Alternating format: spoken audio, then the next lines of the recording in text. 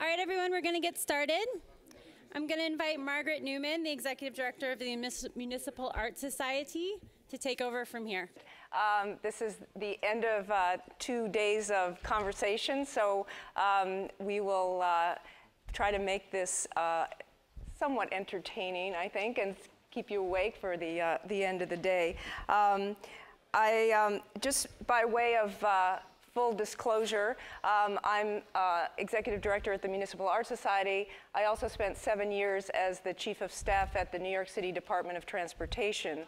So I have some inside dirt on the last administration, and also I think some insight into what I think is a really important topic around all of this, which is who leads change in transforming urban mobility and indeed in transforming urban anything, and how this leadership can be supported. So I think the last panel, for those of you who were here for that discussion, I think set us up nicely. I think they were a little bit pessimistic in their view of whether change is possible and how that leadership, whether that leadership is existing and how you do support it.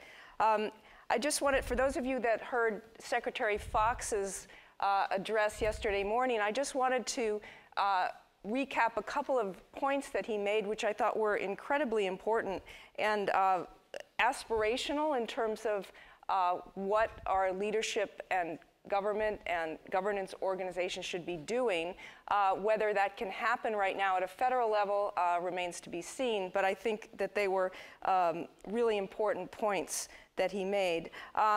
One of these was that we need to improve our public input process as we plan, particularly talking about transportation, large-scale transportation projects. How do we plan at the local and state levels? And really which I think is probably somewhat unprecedented for the federal government to actually ask for input. How do we get input at the local level? And I think one of the things we've heard over the last few days is that, in fact, a lot of change and discussion is happening at the local level, and that's where some of this input is happening. The second thing that I wanted to just mention that he was talking about, which I think is incredibly important, is the notion of regional planning.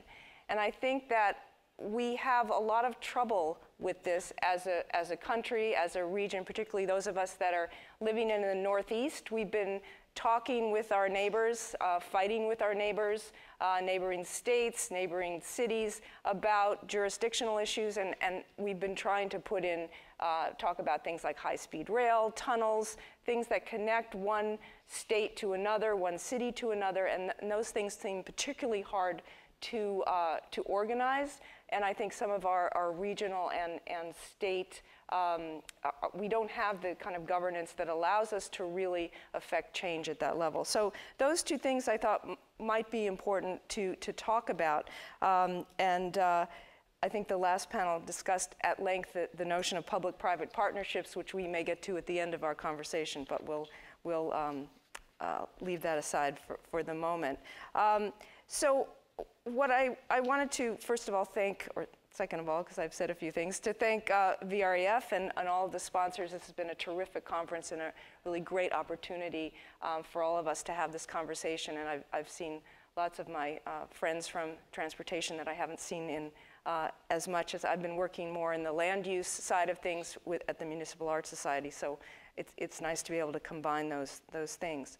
So one of the things that's really great, I didn't assemble the panel, so I give full responsibility to everyone who's organizing it, but there's a wonderful range of geographic diversity on the panel, and some of you I'm meeting for the very first time, some of you I know and have worked with in the past. So what I wanted to start this off by having each of you talk about some examples of successful, and I think we're going to emphasize the positive on this, but we can also talk about things that haven't worked, but successful mobility or transportation interventions that you've advocated for or implemented in your particular regions. And I think maybe you want to start, Mark, and talk a little bit about where you come from and what you've been doing up there. I run a design center out of the Syracuse University School of Architecture, and I came about 2 years ago. What happened while I was there was something called the 81 Challenge, because Interstate 81, which runs through Syracuse, was reaching the end of its useful life. So the question on the table was, what happens? So I feel like I got there at an opportune time to have an effect on that debate. This 81 Challenge had the requisite Post-it notes and whiteboards and community meetings, but somehow the end result was polarization. Take it down, people in the city, keep it up and rebuild it, people in the suburbs. So we tried to intervene to say, well, what are some of the questions we should be asking besides keep it up or take it down? And enlisting architecture students and engineering students to be a little more visionary about it.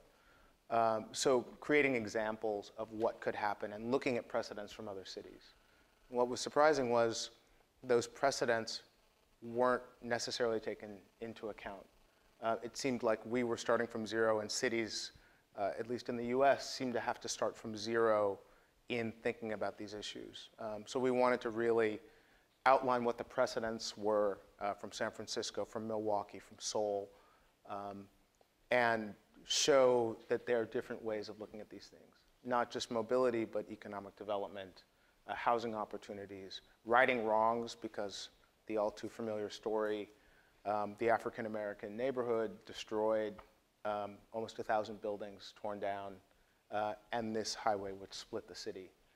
So we were thinking, what could be better outcomes since we have the chance to do this again? So I don't know about the success. It's in the EIS process. But I think the debate has changed, and the questions are broader now. So I hope success happens with the outcome. Can you talk a little bit about some of the stakeholders? Was the state involved, the city? Who could actually lead that project for you? Well, I think the issue, which was covered in the last panel, was a political issue. Does the governor really want to take a stand?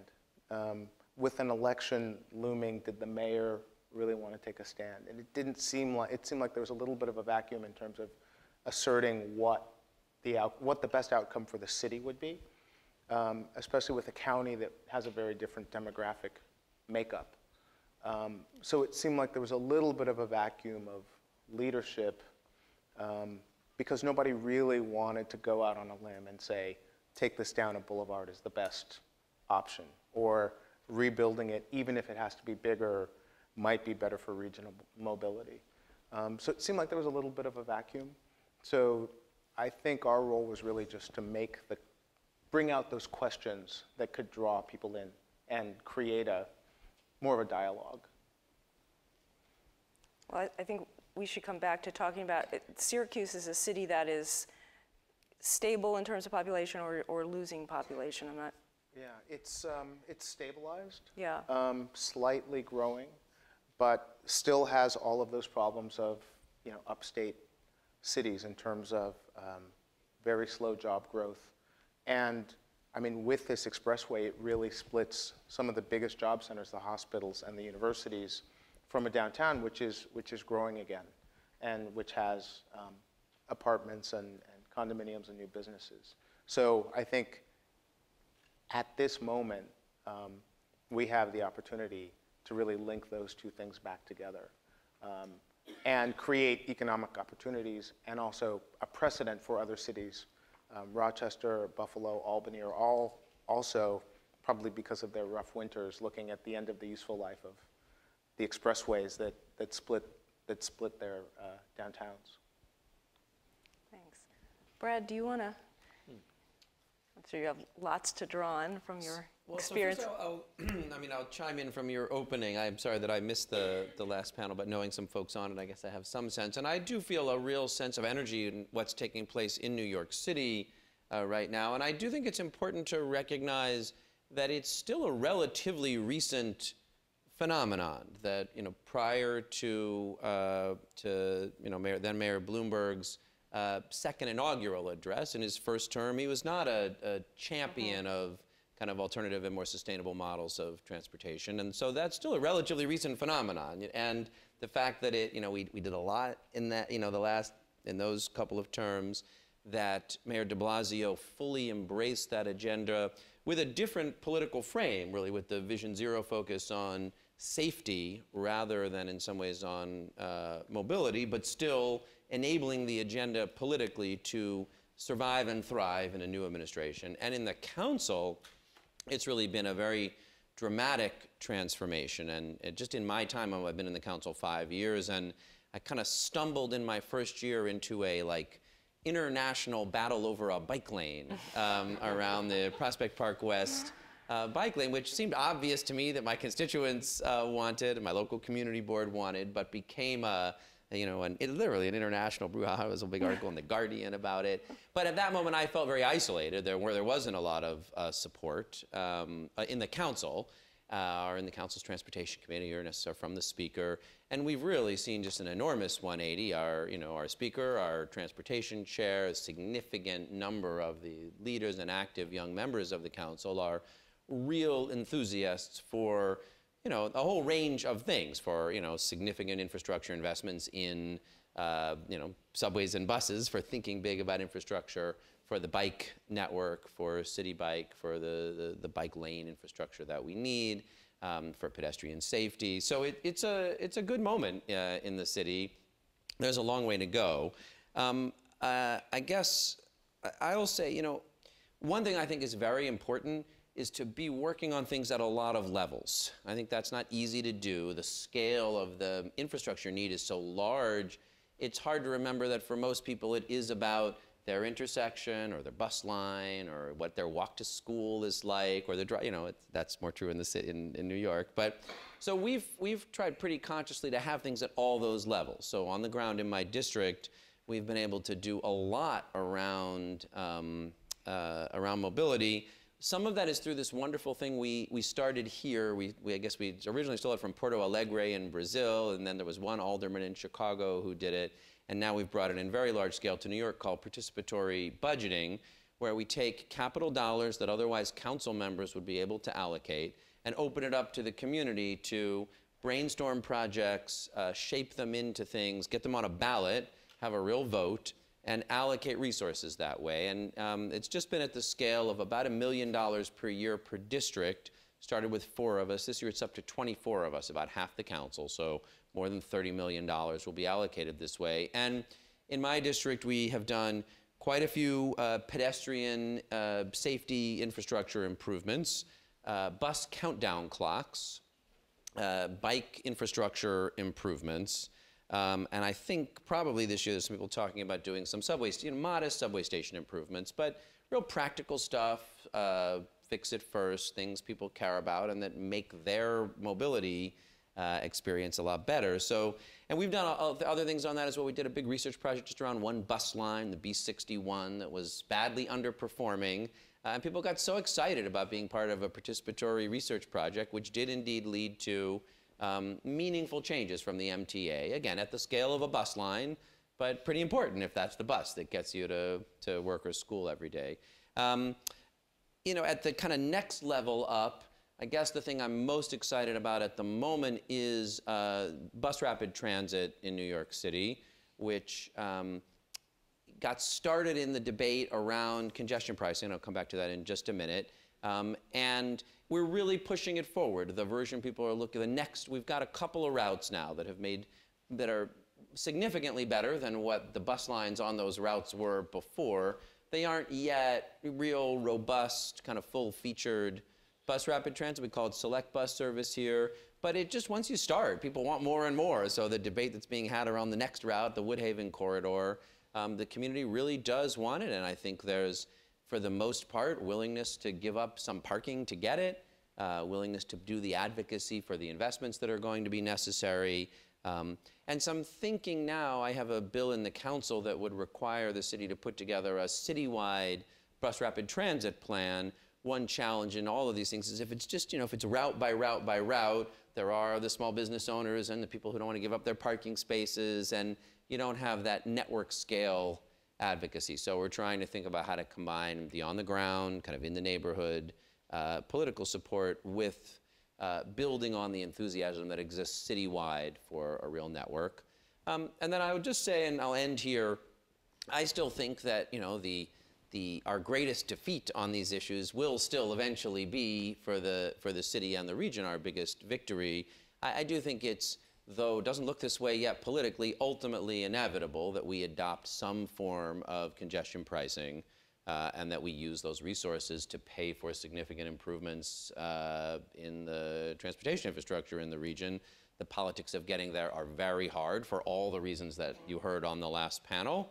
But I think you're seeing growing support. There's been a real good campaign around it that builds on extraordinarily good grassroots political work that some people in this room, like John Orcutt, have been doing for 20 plus years. But you can really see support growing, and I think you can also start to see people getting that ultimately there won't be a choice if we want to be able to get around. So I think one of the things that you mentioned and that came up in the last panel was that sometimes the way to get to change is to start with very small, we talked about them as pilot projects, things that you get in the ground, changes that you make that people then see and they say, oh yeah, we want that, and if you take it away, we're going to be really mad. So I think that, I mean, the fight over that bike lane was absolutely astounding at the time it was going on, but after a while, this became, now it's something that some people will ask for, not everyone will want it. So who do you think going forward are, when you look to these, it's a little bit easier when you have, and it wasn't easy at all, but when you have these smaller, more discrete types of projects, if you're looking at big, complicated things, which is where we kind of are now, we need to do, as a city, as a state, as a nation, very complicated things. Is there a way, do you think, to lead those, and who would lead it? So I do think that it is useful to do those small projects to build, to help people see that there's political support for doing it. So I don't, and then hopefully that gives people some courage. One thing that's underway in the city now for the first time that I remember is that as part of the 10-year capital plan that the city's working on, the agencies are getting together and trying to talk about that document in a more thoughtful and integrated way. And I think that's comes out of some of these smaller experiences and people recognizing you can build political support for a contemporary, livable urban infrastructure. Because it's risky stuff. And I think we'll come back to this, I'm sure. How to deal with the competing layers of government problem is a lot harder. And I have less useful to offer about that. Because even if everybody starts to see, partly you just have the same competition. I don't have a good sense. You take something like the cross-Hudson rail tunnels that we need that are, there's a report that came out about 2 weeks ago that partly as a result of Hurricane Sandy, basically the sole train tunnels that bring passengers under the Hudson will need to go out of service, and we are utterly lacking in the capacity to replace them. They're really catastrophic regional transportation failure. And on the one hand, everybody knows we have to have those tunnels. But the political situation is so different in Jersey than it is in New York. The competition between the city and the state becomes so hard to predict about where the resource grabs will be. And so I do think that's a lot harder. I guess, I'll still say I think if you build those small projects and demonstrate the political will and this growing recognition that the only future for cities are to be more transit-oriented, more livable, and to make the infrastructure investments, my hope is it'll become inevitable. But I guess we have to come back in 10 years and see. Yeah, or hopefully sooner than that. But I think one of the things that you mentioned, which I think is really important and I think interesting apropos of some of the earlier discussions, is that the city, I think for the first time in as long as I can remember, is considering or evaluating budget expenses for projects, land use and transportation together, which is really unprecedented at a planning level in the city. So I'm really excited, was very excited to hear about that. And Carl Weisbrod was just talking about that, who's the head of the Department of City Planning. And my experience with working at New York City DOT was a lot of the issues which needed to be talked about putting transportation at the beginning of projects was difficult to get in place because of some issues with the planning. So speaking of planning, how about Los Angeles? Do you want to talk about projects out there? Speaking of planning, meaning how unplanned we are. Whoa, how unplanned we are. So just a little bit about myself, just having listened through the day, you know, I think I'm a little bit of a different ilk, so to speak, in that while I'm a lawyer by training, I come from a lifetime of community organizing and outside advocacy. So I actually really do believe that big change can happen, and that there's a method to it, and that it takes a lot of resources, and it takes a lot of thinking about power and how power can be built and how power can be dealt with. So that's really a theme and very much part of everything that I've worked on. So the things that I'm proud of in the past in my city that have led to a project that I'm working on now actually were touched on a little bit by the last panel. The Clean Trucks program at the Port of Los Angeles and Long Beach, which didn't just magically happen. They actually were part of a 5-year campaign that my organization helped to lead that encountered enormous opposition and went all the way up to the US Supreme Court. So those incredible reductions in carbon pollution and particulate pollution, the countless lives that have been saved really came because of long-term organizing and a very specific plan that was put in place, millions of dollars that were raised to make it happen, and then a lot of hard work. The other thing that was mentioned earlier, which is the one I want to talk more about and which leads into my current work, is the 2008 Measure R, which was a 1/2-cent sales tax increase for the County of Los Angeles to, for the first time since the 20s or 30s in Los Angeles, was the proposal to raise taxes on ourselves to build rail, to really try to come up with a planned transportation system where we could actually get out of our cars and where we could actually create neighborhoods. It was quite a piece of visioning. And I think that the leadership for the idea came from our then mayor, Antonio Villaraigosa, who was determined as chair of the MTA, our MTA, and towards the beginning of his, towards the end of his first term, but towards the beginning of his reign, shall we say. But he wanted to put that on the ballot, but then comes the challenge in California, which for a tax initiative, you have to get two-thirds approval, which is virtually impossible. And especially you're talking 2008, you're talking the depths of the recession, he must have been crazy to think that people were going to tax themselves. And so he went to the constituency that had the ability to both provide money, but also to knock on every door and to talk to every person, and that was the labor movement. And the 2008 Measure R passed by more than 2/3 because the labor movement in Los Angeles put in millions of dollars, and they put in huge amounts of shoe leather to actually convince people that we were going to be a great city, and that in order to be a great city, we needed a great transportation system that lifted all of us.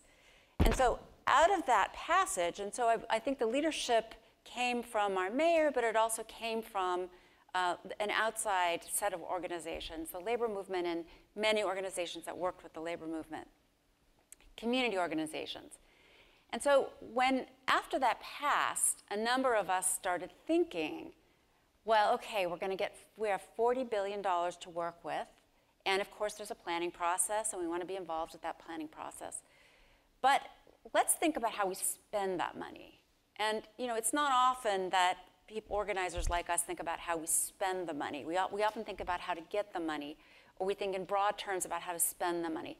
But how to spend the money in a way that creates jobs, that creates economic development, that creates that triple bottom line that we're all so anxious to see, which in kind of wonky terms means really the procurement process. How can we, ordinary citizens, ordinary residents, ordinary people, conceive of a way to transform our buying process? How do we, especially around billions of dollars? And so we did a pilot project, which now has led to a national project that I'm running called the Jobs to Move America project.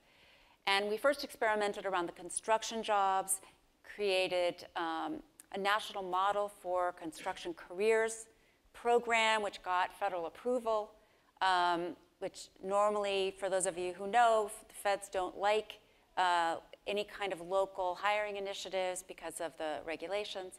We were able to get beyond that and create a great national model.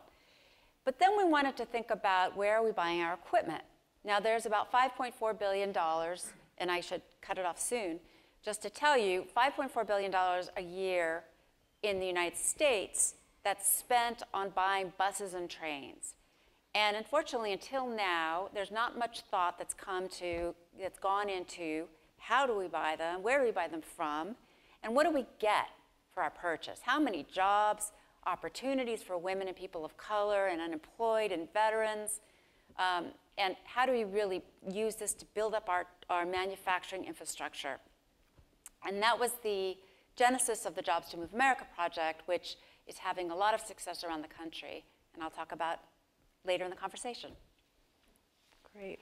It's fascinating to me that it seems like in California that you're able to pass some of this, what I think would be here almost impossible legislation to put through, which has to do with taxes and how you support infrastructure investment. And I was actually working when I was at DOT on a project here in the city to get sustainable street lighting, LED lighting on New York City streets. And we met with Los Angeles because they had such a great program.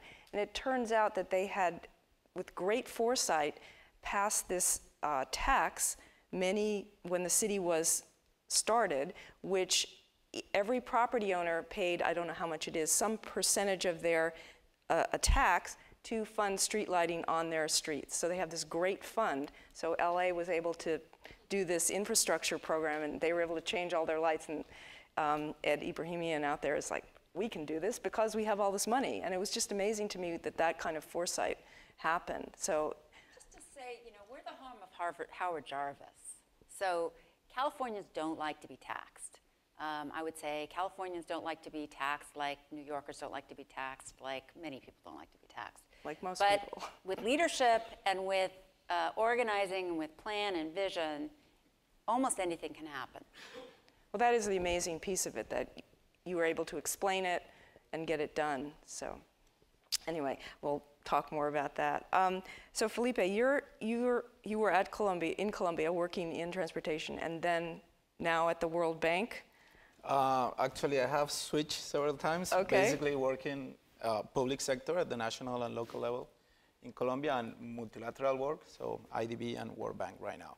Just a point of clarification, was deputy minister, that's a huge difference.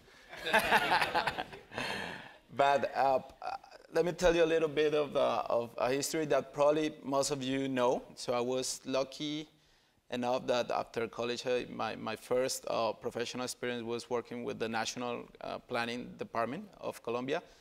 In the late 90s, with a big,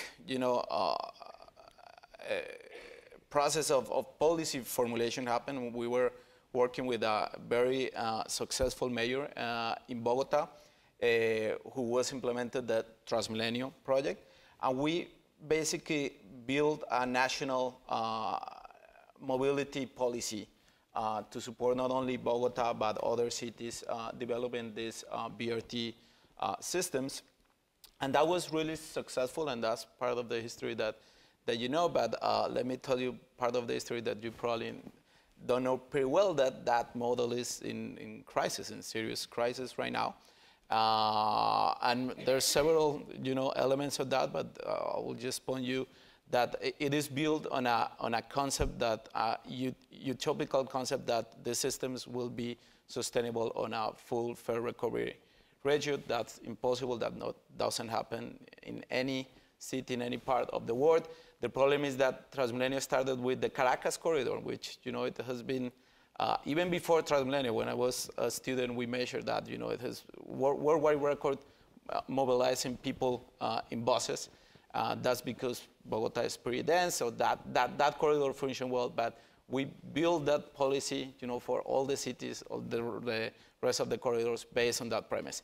And what is happening right now? So all these private operators who have done investments in buses, in technology, around $2 billion so far has been financed by the local banks.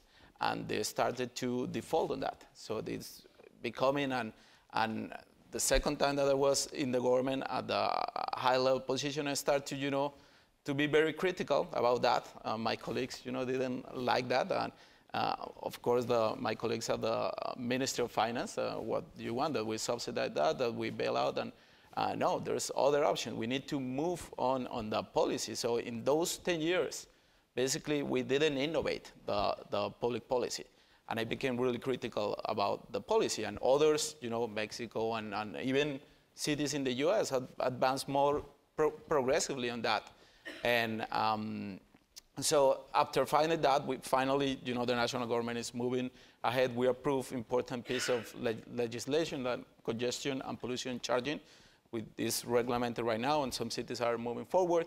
But I say, like, really, the really change, the really, new innovation of that comes from the local level. So by that time, government changed at the local level, and I went to work with a very progressive mayor in Cali, which Ford Foundation has selected as one of the Just Cities program.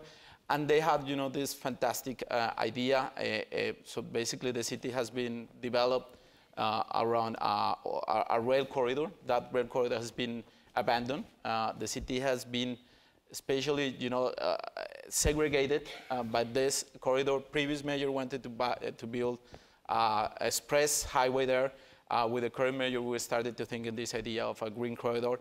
And the basic innovation of that is that you start to think beyond the mobility issue there. You start to think in more access, outcomes, in more not buses, but non-motorized transport.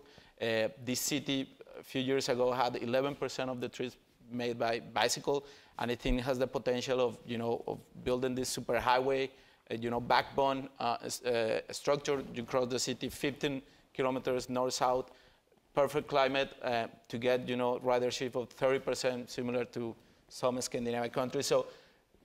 So we are starting to move, this concept of corridor, which to my colleagues, in the transport sector, were like, how many passengers per hour per direction was carrying? No, that we are not going to support that. So that's the paradigm shift, that is not, moving efficiently people, very engineering focused, to a more, comprehensive view, including not only the mobility part, the mobility not just in buses, but complete streets, bicycle, pedestrians, and other function of this corridor, the function of environment, to reintroduce the nature of this, corridor that have full of concrete, very gray.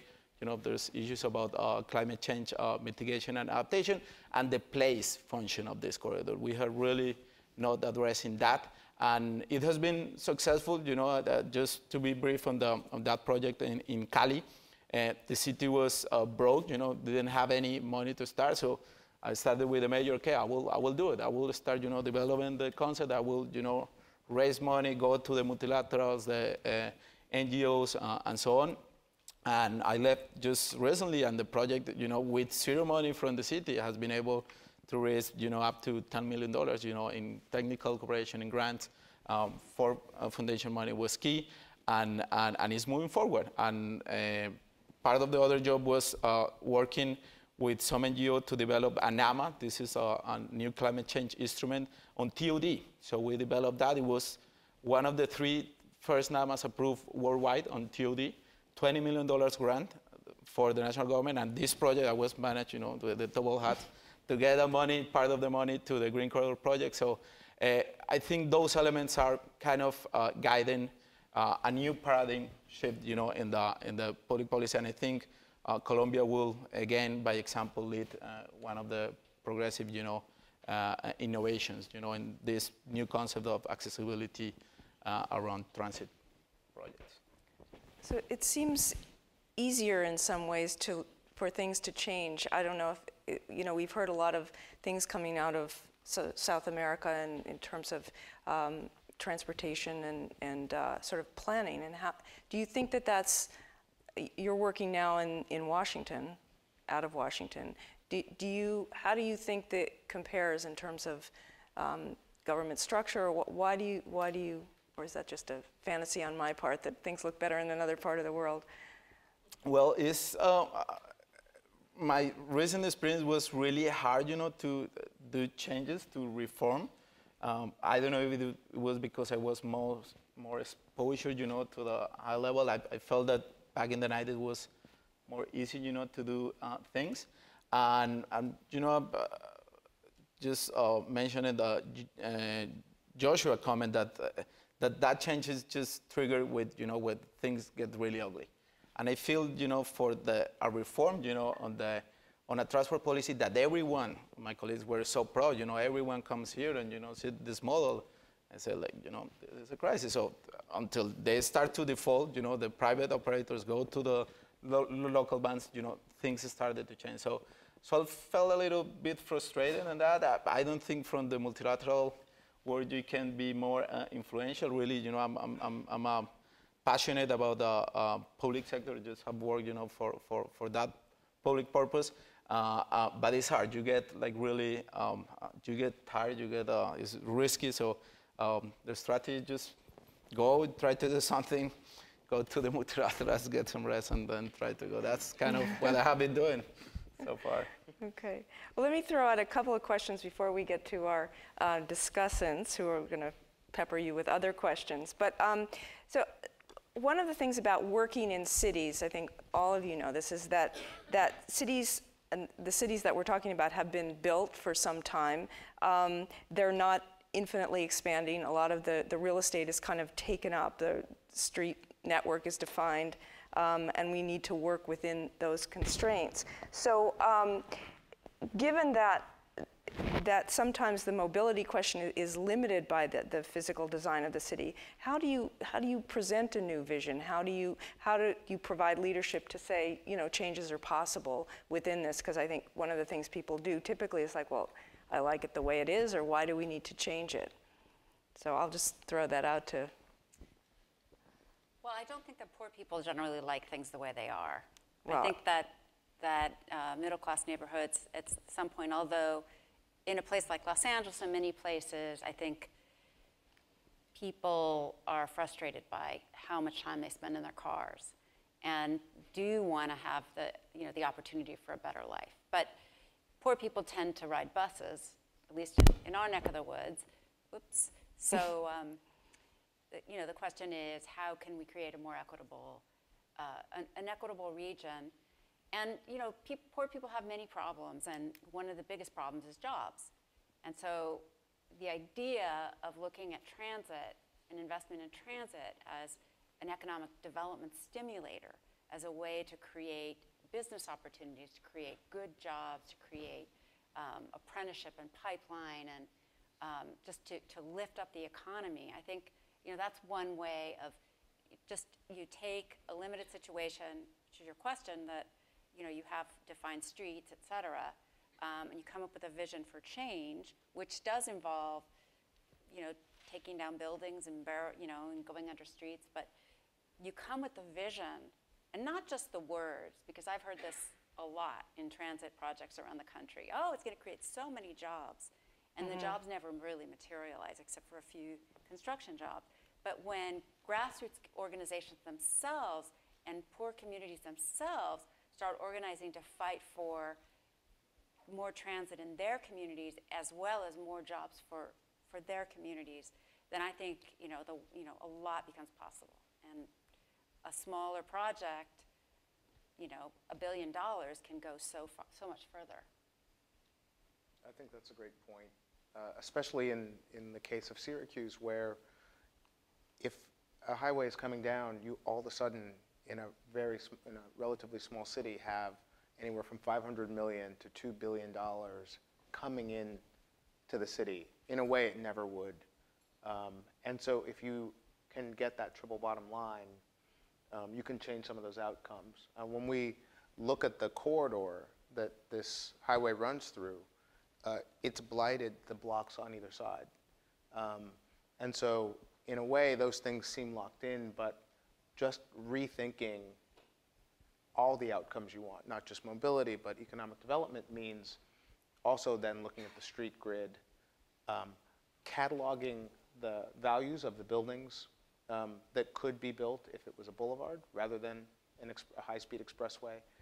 So I think sometimes rethinking mobility as a broader picture really changes the outcomes.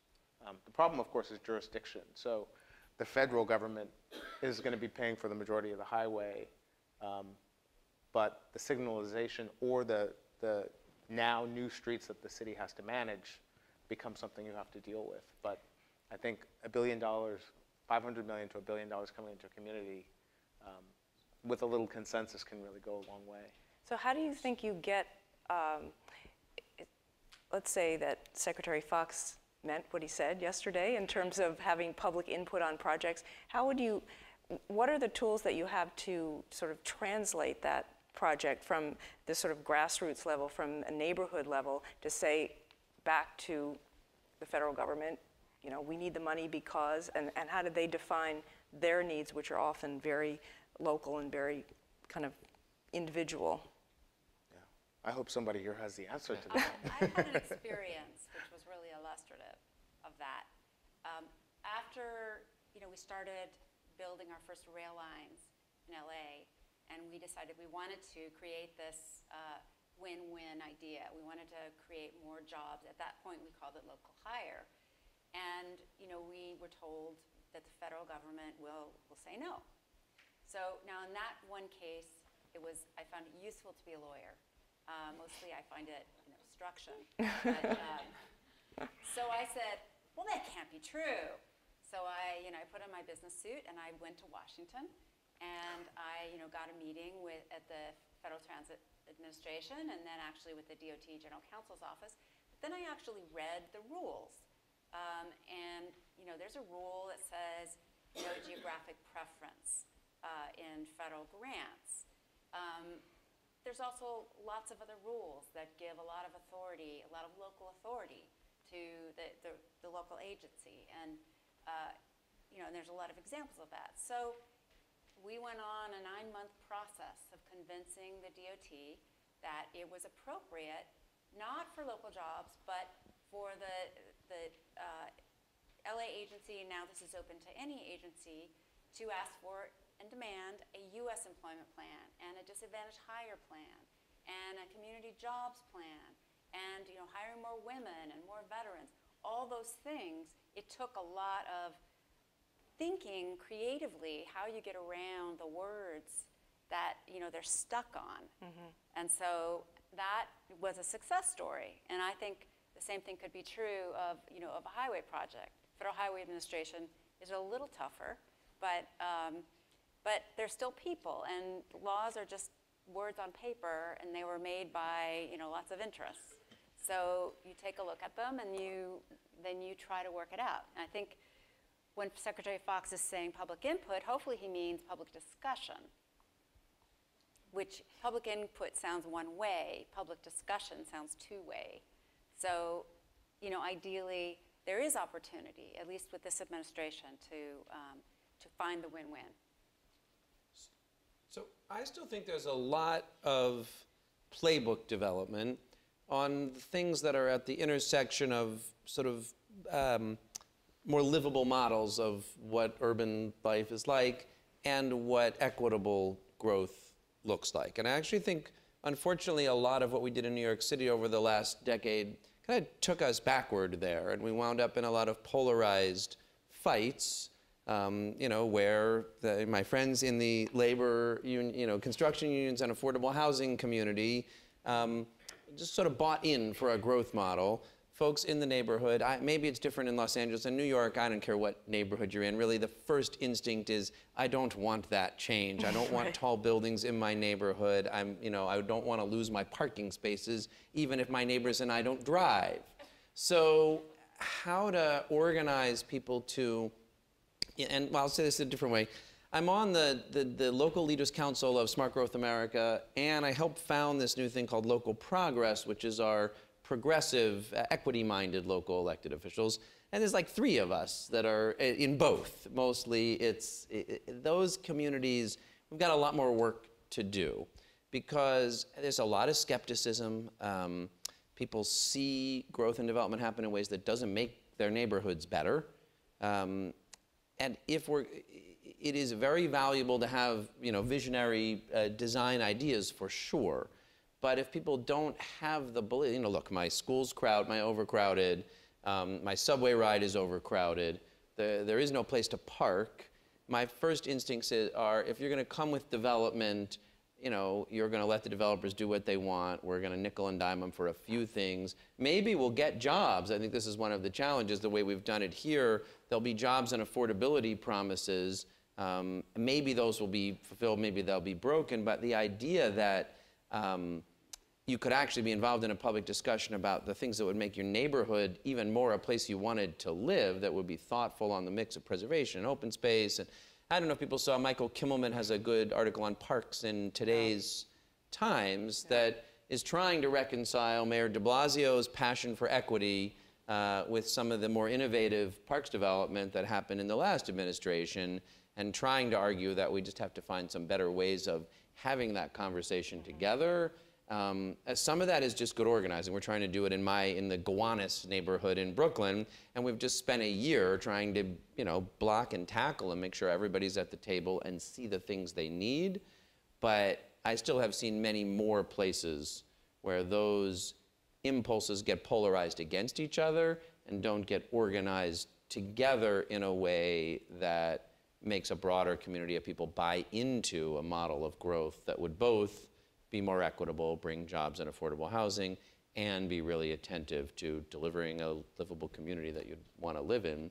Those things aren't easy. They need good design challenges, but I think even more than that, they need really thoughtful organizing if you're going to get there. If I may go back to the question, and I think it's, and let me put in contrast Colombia and the US is about the issue of the competing space in the right-of-way. And what is really amazing about this innovation and the public policy that has come from the US, the complete street agenda, is that it's happening, in several cities in a country that most of the people drive on a car, 80, 90% on average, not only New York. And I'm really amazed, that has just happened in 10 years. I remember my first TRBs when we developed that, and then Transmillennial was going on. The Federal Highway Administration folks were, are you taking a lane, the highway for buses? That was crazy. So that's really impressive, and that's what I like, in this country, the capacity of reinvent, in a really short time. If you put that kind of policy question in Colombian cities with, and this is, average for all cities, almost 40% of people walk on a daily basis, 40% take transit, just 10 or less % of the population own a car and drive. So if you just, on the example of this corridor in Cali, on average 100 meters wide, like putting a highway there in a city that doesn't have congestion problems is really inequitable. And no surprise, we're one of the most inequitable countries and regions in the world. And that shows, a reality of our society. But if you put like 3 elements, if you put the most shared, you put the road safety issue, more than 17% of the people who died or get injured are pedestrian and bicycles. If you put the investment issue, the 100 more times, more expensive to buy a kilometer of a highway than a sidewalk of a bike path. You have, just so easy, for a public official, if you have grounds of progressively, an equity of public investments. And I think we should move forward not only in Colombia, but in most of the developing countries in that debate. I think we haven't been successful, and I reckon Robert Cervero's suggestion, we should invite more communication officers. We need, in my time in the government, I spent a lot of time with designers to put nice presentations to try to sell these concepts. And I think we need to do that in the developing country because it's an easy, way reform that we can do on the equity grounds. Just one thing that I learned, it was a really powerful lesson. In 2001, we started organizing for what was the first community, or one of the first community benefits agreements in the country around the creation of the LA Live Center downtown LA. People don't know this, but that started out with a lot of community opposition because they were going to take a lot of housing, a huge amount of housing. They were going to take parking. They were going to take, and these were very poor SRO housing units. So you're talking very dense housing. A lot of people were going to be displaced, and also the idea that the next door neighbors to the west and to the south were going to be negatively impacted by such a big project. And there was all this fighting and all of this opposition. And we went in, and really what we did was we turned the conversation from backwards looking to forward looking. So instead of thinking about everything you're going to lose that you have, everything that's going to be taken away from you, we started talking about, well, think about all the things that you could gain from if we really are at the table and we really have them, by the, and I won't use the expression, but by the nose, what would we want? And we actually spent a couple of days and we covered the walls and then we limited, down to 73 demands, and then, it got a lot shorter than that. But it was just this simple thing of changing the way people think from backwards to forwards that got us really from no way, NIMBYism, to forward-thinking community development. I think that's a really interesting concept, sort of how you, get your children to do things, right? So I think at this point, maybe we'll have our discussants come up. And Susan, do you want to start off? Or, yeah, why don't?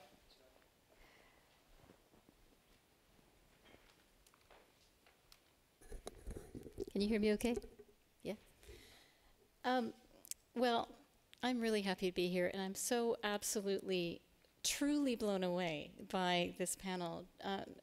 Not just because of the amazing things you've actually done, but the way you've talked about how you have done it. And it's not just great ideas and examples, but it's just like how the leadership, let's say resilience, and the leadership diversity, it comes out. And I think that's the kind of question I want to focus on when I pose the question at the end. Hang on. This is a spoiler alert. The answer to my question about your question about who leads is everybody leads. And I'm going to start by getting really philosophical. And of course, to do that, I'm going to quote Donald Rumsfeld. And he once famously said, "We don't know what we don't know." And isn't that a great gift, that we don't know what we don't know? Because then we have to actually start working together. And we have to be really creative, and we have to be really smart. And we can't predict, and we can't plan the winners. We have to actually create these ecosystems of very diverse folks. And if everybody's a leader, then everyone has to play a different kind of a role. So that was one of the philosophical deep things that occurred to me as you were talking, and as I was thinking about this beforehand. And the other philosophical thing is, there's a guy named James Carse. I don't know if anyone's seen Finite and Infinite Games, but it's just, to me, so inspiring because it says finite games are played with the purpose of winning, and infinite games are played with the purpose of continuing the play. And I think if we approach transportation that way, if we approach cities that way, we're kind of compelled to say, we get brownie points by connecting the dots. We get brownie points. We actually move forward by working together, and we move forward by actually not having it finished like the master plan's done. We strengthen the leadership resilience by saying, oh, we have to continue this on. And maybe we'll think, well, how do we build new leadership? How do we actually train? How do we provide the skills? So we're kind of, I think we're at a transportation tipping point and a leadership tipping point, because we can't actually transform transportation without shifting the leadership opportunities. So, and I guess thinking about my own experience, I am at a university, but I was a planner for a long time. And then when I moved to Michigan, we started working globally with cities, and do it backwards for a university, because we started working with people first and then figuring out the research behind it and some of the education that we could develop. But we work in cities in India, South Africa, Brazil, Philippines, China, and the US. And it's a really simple, really not rocket science, 4-step thing of a little bit what you were describing about the Post-it notes and everything, but basically getting all the sectors together, the leaders, the people from big business, big car companies, IT, entrepreneurs who can, create an app in the afternoon, and, public sector, but beyond the usual suspects. So yeah, you've got the planners and that, but you've also got, information technology and economic development and finance and social services. So bringing them together, and quick 4 steps. First is starting with what is working, and it completely freaks them out because they're used to talking about what the problem is. So we're building on what's working. We map it out as an inventory, not as a visioning session, but an inventory for what's missing, what's great, and what we can do next. And then identify immediately over a course of half a day. And it's so not rocket science, but it really is transformative, because consistently they haven't met each other. We usually bring between 20 and 60 people together and haven't met each other yet. And these are people in the same city. They tend to want to focus on what's not working, but this shifts it a little bit. They want to prioritize. They want to say, let's figure out what the key answer is. But to me, that's like God saying, do you want a heart or a lung or a pituitary gland? Like you kind of want all of them, and you want them to work together. And they think about the main transportation and then all the alternatives. And if you think about alternative transportation, it's such a sad way of thinking of it, because really that's like saying women are alternative men. It will never actually become the mainstream. It won't become a whole flat system. And then, of course, there's a tendency towards, if you're in a field, you think, okay, policy answers are the solutions. Market, it's the market. It's land use. It's social and cultural, but it's hardly ever all of the things together. But this work shifts it. And through the process of working on it together, people are transformed also because there are people that step out of their stereotype. Let's say, like Ford Motor says, our partner in Ford Motor, sometimes I would have to say the human rights thing. Ford Motor is the only company that's done a car company that's done a human rights code. And, having to say, wow, you're really passionate about the human rights stuff, but you might want to tone it down. I mean, there's just so much where people step out of their roles and allowing them, giving them a beautiful space in which this can happen around a map with a lot of stars and Post-it notes and things.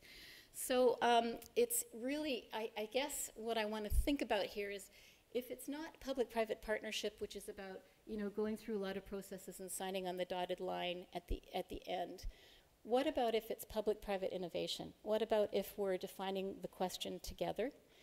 And what about if we're identifying all of the different leaders that have to work on it together? So I guess my question, I finally got to my question, how do we, as a collective ecosystem of leaders, including citizens, or leaders or change agents, each in our way, set the conditions for transforming transportation as an infinite game in the context of not knowing what we don't know? And what are some of the tools and platforms and frameworks and cultures and practices, and maybe even business models, that we need to help us transform transportation together on an ongoing basis and as an infinite game, not as a problem we can solve and win once and for all at 2 p.m. on February 23rd of 2018.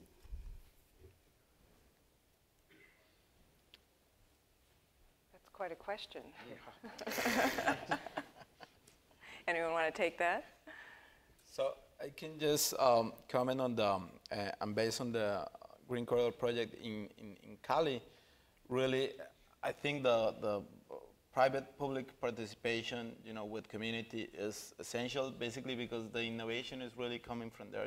But public institutions are so, busy, with the traditional function. There's no capacity to do things, and this colectivos urbanos or organized civil society that is really, even, you can see here the Highline and other projects are coming bottom up. So that's essential, and it's essential also for a project like this that may take 10 years to develop. $500 million, it transcends one administration, and if you empower that community, in the solution for their neighborhood that accommodate, their history, their cultural dynamics and so on, that will transcend, and probably the next mayor who wants to build up the highway there again, it won't be that easy. So, so we really targeted that. We spend most of our time and resources to having these workshops with the community. That's what the Ford Foundation like a lot. Collective construction of a vision of the project, and that will ensure, the sustainability of that vision through different cycles of administration. So I totally agree with our proposal. It seems like one of the things that you're asking, which is an interesting question, is how public and private partners work together in an innovative way, as opposed to asking, as I think was mentioned in the last panel, how do you just get private sector money to fund what you've already defined for public sector needs? So, I mean, I'll take a shot at this, though. It's a hard. So, I guess I think the problem like this. I mean, in the first instance, the resources are finite. So that is, and it's not easy to, people don't have today more money to spend on, a tax or transportation or housing. So it's not a good way to approach them. And it's not simple for us to think about how to start in a kind of a finite public sector pie. It is true in the realm we're talking about, at least in this region. I mean, obviously there's regions that aren't growing, but I'll say the following. In this region, we will achieve growth if we invest in infrastructure, and we will fundamentally limit our growth if we don't. So there is, it's not infinite, but the value proposition is good. Our economy will grow with investments on the one hand like the Highline, and on the other hand like rail tunnels under the Hudson. That, if we don't build it, we will dramatically limit our growth potential, and if we do, we will significantly expand it. So there are returns to be gained through these investments, but most of the models pay those returns, put today's finite public sector dollars into investments in which private sector actors will reap the benefits of growth later, which won't mean that they're distributed in any equitable fashion. They will just amplify inequality. And it's very hard to capture that growth in a way that reinvests in public sector and community-based and neighborhood, both livable and equitable improvements. So, that's maybe just a restatement of the problem. It is possible in the best circumstances to get people together and say, all right, if we believe everything I just said, we could construct an investment, financing, planning, and distribution formula that would, in fact, let us, spend the time making the lists, imagine what those investments have to be to for the range of actors that you have, gamble, make an investment, put some public sector and some private sector capital at risk, and lock the returns in a way that will help pay for the set of things that we, so sometimes you can make that happen. You can't always make it happen. And I think we have some great stories. I think the stories we're telling are instances where that works. I don't know how to scale it, how to do that in a way that becomes more formulaic or, is a financing tool that means you can do it. Those are much harder, and hopefully, I don't have an answer on that. Well, I think communication is something that we should all try to get to. In our case, it was more social activist. I applied to the NEA, National Endowment for the Arts, to do an urban rest stop, which was basically a way to get the people traveling on the highway to meet the people that lived in the community it was going through, and give the people in the city the amenities that highway people take for granted: bathrooms, food, access to information. So I don't know that it moved the needle, but I think it was a way of saying, whatever happens, this little intervention shows that you can actually have dual outcomes for people. And bringing together artists, letting people that, just think of Syracuse as that stop before they get to Canada, really see that this is a city that they're going through that has people. And maybe if they're going a little slower, maybe if there's a traffic light for 2 of those stops, it might be okay, and that, that we're kind of in this together. What I heard from your question was something another famous person said, can't we all get along? Which was, what Rodney King said after the LA civil unrest. And I think that, fortunately we live in a democracy. Unfortunately, this is not an, equalized democracy. And we have intense power dynamics. And you're lucky. Most people at the Ford Motor Company are not eager to talk to, poor people in Michigan. So how do you create that dialogue? Well, you have to deal with the power dynamics. And I had this experience recently. We created this Jobs to Move America project. And we said, we want to make sure that you manufacturers of buses and rail cars who are selling to our transit agencies and using our tax dollars create more jobs, better jobs, create training, and all the things that our country and our communities need. And no one would talk to me. None of the manufacturers were interested. But then we started going to the different agencies across the country and getting them to adopt this U.S. employment plan requirement. So now they're actually required and they're scored for how many jobs they're going to create and how many disadvantaged people are they going to hire and how much training they're going to provide. And it's amazing. All of them are really interested in talking now.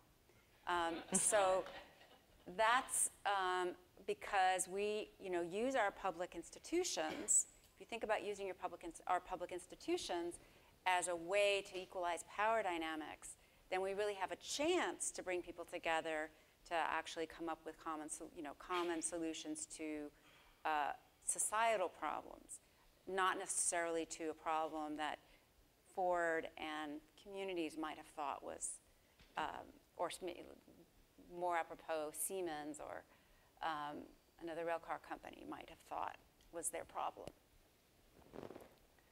So, Carl, I think you were going to talk a little bit more about some of these similar issues. Or not. Yes, okay. I will say good afternoon and thanks to the panel for keeping it upbeat at the end of a long workshop. And I think the first thing I should do actually is decipher this mysterious acronym after my name.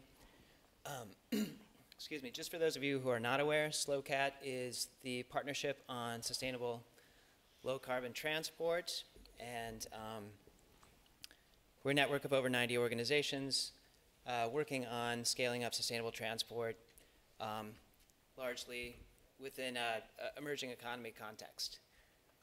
So to put my comments into context, I would first say that SLOCAT, in partnership with, again, our network building on previous efforts, we're in the process of developing a broad financing framework in order to scale up sustainable transport investments on a global scale in order to meet targets of the UNFCCC process, climate targets, and the targets of the UN's post-2015 development agenda. So I do want to make it actually a bit more tangible. As a part of this financing framework, we're of course looking at looking at capturing end user costs in the sense of congestion pricing, perhaps forthcoming in Bogota, Brooklyn, New York broadly, other places. Of course, it's been implemented widely, but not perhaps as widely as it could be. Certainly, we're looking at innovative public sector funding. Talked about participatory budgeting. We talked about the very bold Measure R in Los Angeles. But yes, initially we're sort of looking at some private sector financing strategies, and so I know that PPPs have gotten somewhat mixed reviews recently in this very forum, but I'd like to know, are there examples? I mean, we've heard a bit about the Green Corridor in Cali, and actually I haven't heard quite as much about the private sector side of funding that project, as I understand, has been a part of it, not just the public-private participatory process, but the actual funding of the project. So I'd be interested in hearing some kind of positive PPP stories that you may have to tell, and also looking at some other perhaps innovative private sector strategies, looking at expanding the use of bond financing, getting beyond traditionally the use of bond financing for heavy rail, ports, roadways perhaps, but getting more into the non-motorized sphere, getting into road safety measures. And finally, are there opportunities to look at directly funding, getting more direct contributions from private sector, the indirect beneficiaries of our transport investment. And again, I would welcome, I know much of this panel is based in the US and kind of focused on that, but certainly would be interested in your sort of out-of-the-box thinking for applying this on a broader scale. The final thing I will say, if we're out of answers at this point on these topics, I would certainly welcome additional questions, because we found at this stage of our process, those are equally important in the questions we use to frame the argument seem as important as the early answers that we're finding in the course of this research. That's great. I love that. You can ask him questions or pose questions to the audience instead of, I like that very much.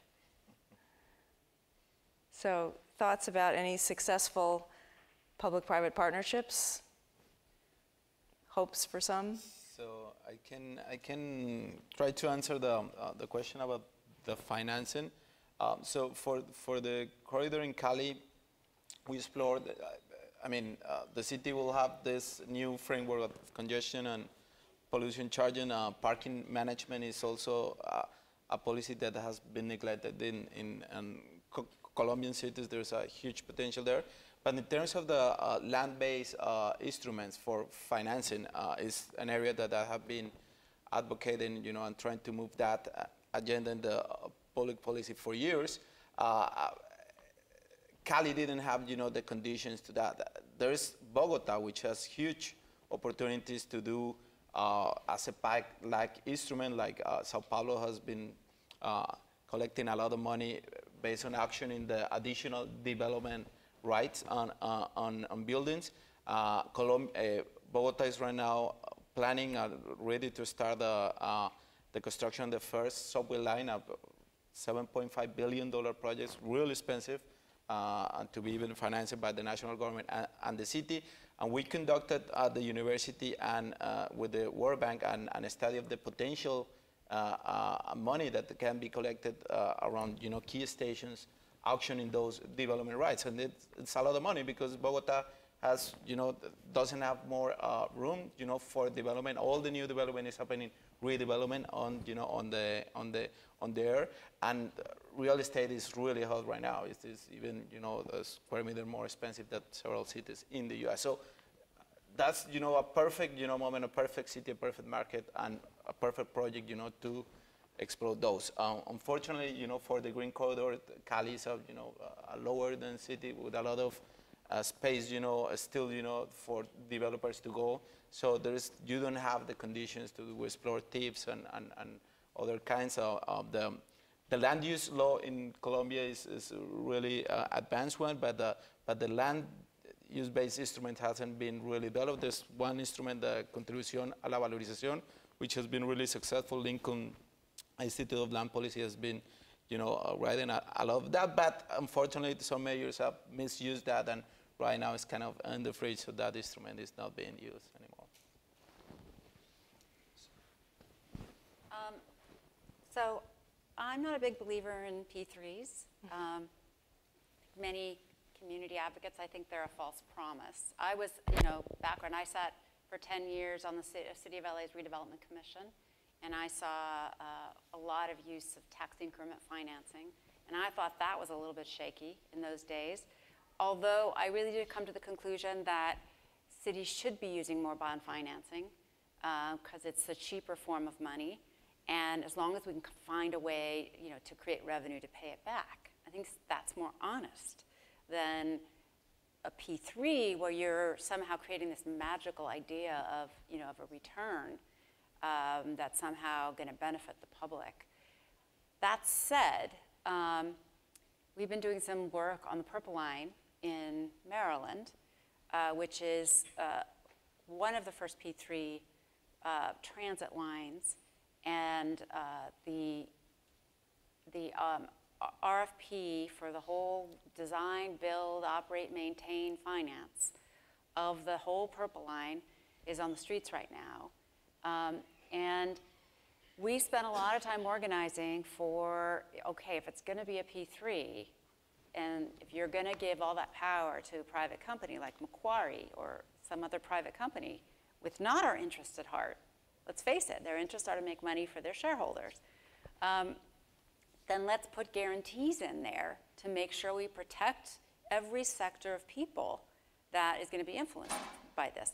And the Maryland governor, to his credit, and also because of a lot of organizing and a lot of lobbying, has some unprecedented protections in there. So for example, on the construction side, there's a construction careers program, there's a project labor agreement, there's a lot of local hire or actually using the model that we developed in Los Angeles, targeted hire.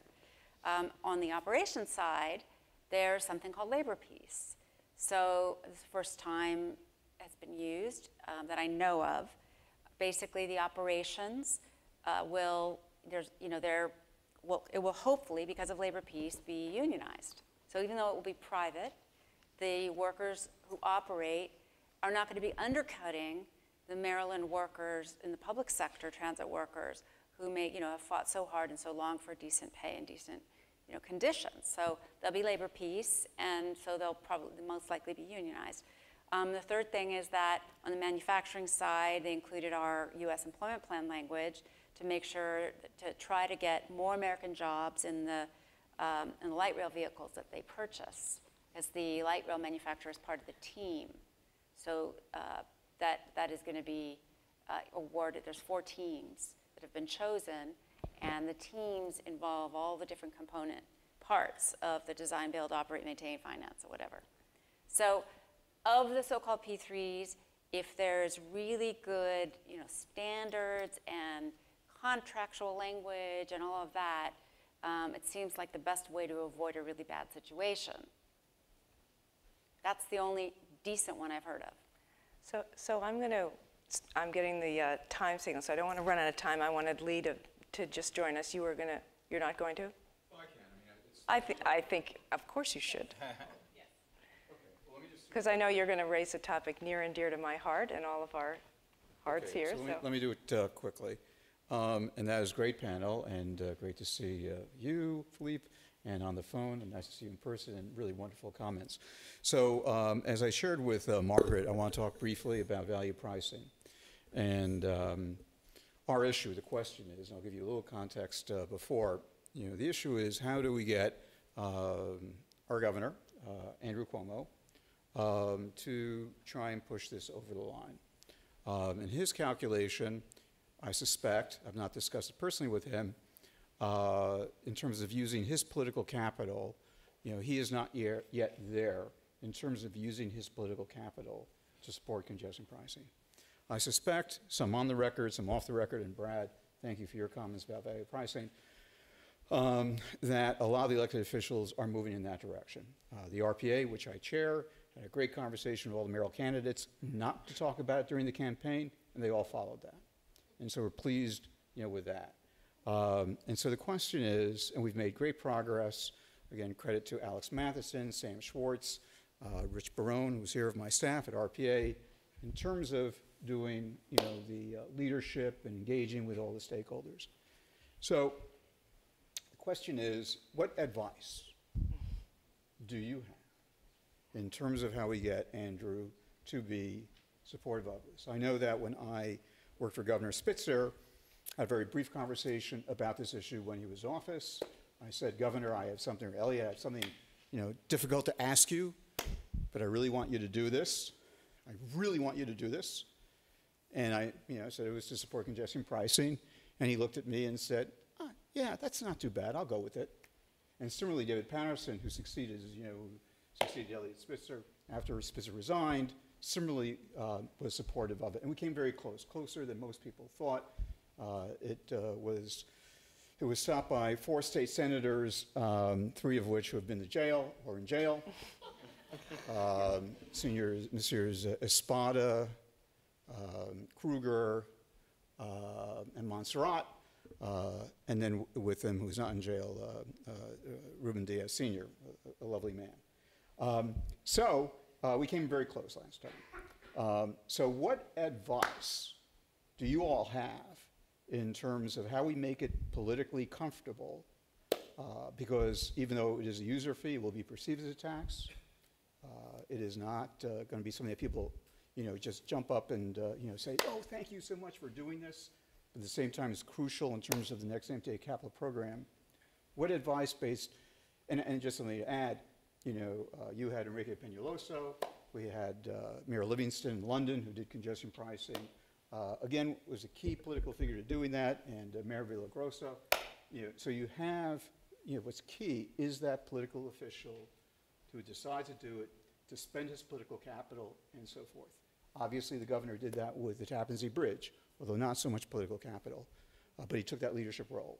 What advice do you have in that exercise? Well, that is an amazingly difficult question for a 5:45 or whatever, Right. 5:30 in the afternoon. You can just ponder. You don't need to answer. Well, I would actually turn it around. I think actually where this panel started is probably where this might need to go, and you might want to weigh in, is that